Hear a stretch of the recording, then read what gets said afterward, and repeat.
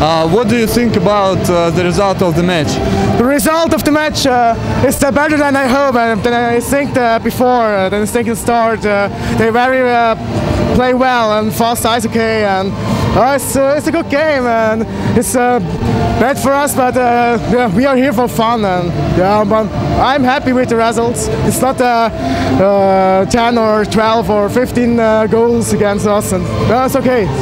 What do you think about the Moscow Hockey Cup? The Moscow Hockey Cup, oh yeah, it's very nice.